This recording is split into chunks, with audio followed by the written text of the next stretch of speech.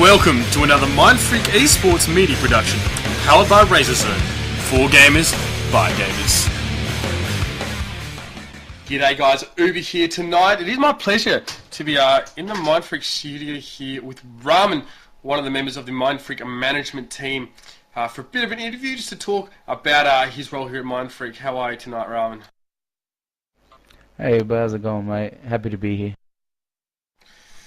Good, mate. Look, I want to ask you a little bit about what your role at Mindfreak involves. You obviously are part of the management team, but what does that require from you more specifically? As you stated, I'm part of the management of Mindfreak eSports. My job includes many aspects, some of which may be setting up sponsors. Once we've picked up the sponsors, dealing with the representatives of that company.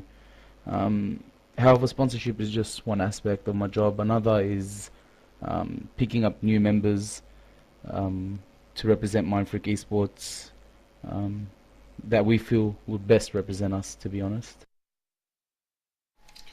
Yeah, fair enough.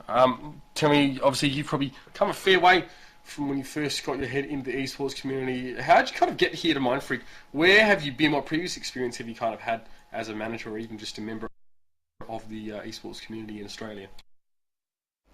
Well, myself, I've been playing Counter-Strike 1.6 for quite a few years now. I've worked for a few established teams around Australia, but to be involved with a team and help build it from the ground up was just an opportunity I couldn't really pass up. It's proving to be quite challenging, but at the same time, it's some of the most fun I've ever had as a member of the eSports team.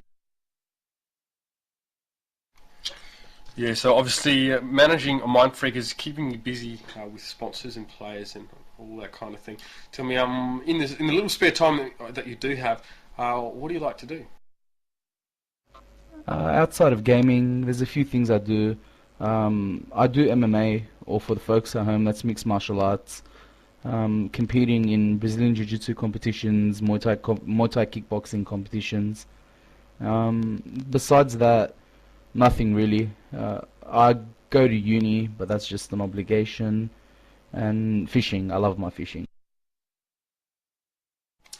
Yeah, I do love throwing the rod in every now and then. I'm living a bit far from good fishing areas at the moment, but back in South Australia, there's plenty of fishing to do there, and I had a good time. But yeah, great way to spend your time. Tell me, you've spent a little bit of time in Mindfreak now after having come from wherever you have come from.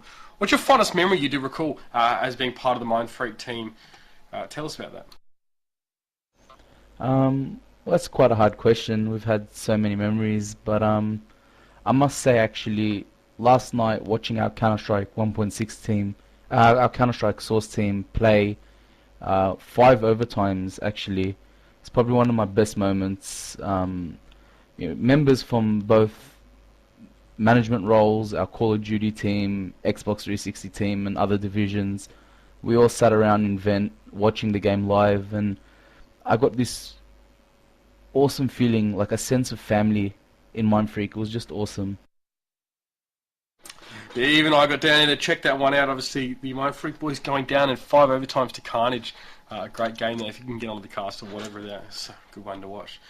But yeah, definitely. I guess that it's a great feeling when your team sort of comes together when they don't have to be together. I guess a lot of teams in them have multiple divisions who don't associate and only are in Vent or communicate when they have to. But it's nice to hear the Mindfreak have a bit more of a family vibe about them. Look, you guys are looking forward with Mindfreak. You've had some great successes earlier on this season in all your divisions. I just wanted to know, I guess, you managing the 1.6 team at the moment. You guys have picked up V300 and also your greater roles in the team. What are your goals for this season, I guess, for both the 1.6 crew and for Mindfreak itself? Well, for this season, I'd love to see our Counter-Strike 1.6 boys win WCG Australia and represent Australia in the World Finals. It would be a dream, not only for me, but surely for any person who plays Counter-Strike 1.6, to be put up against teams such as Fnatic, SK, Na'Vi. And as for our other divisions, our Counter-Strike Source boys are breaking into CVP and CGI Division 1. I mean, our boys have proved over and over again that they're a great team, and I just can't wait to see them playing against the best. And as for our Call of Duty team, just doing what they're doing now. They're already top 3 team in Australia, and I just want to see them continue the fine form that they've been having. Yes, indeed. All of Mindfreak's divisions representing very well all over the board in all of their respective games. And let's just hope that we can see some more continued success from them.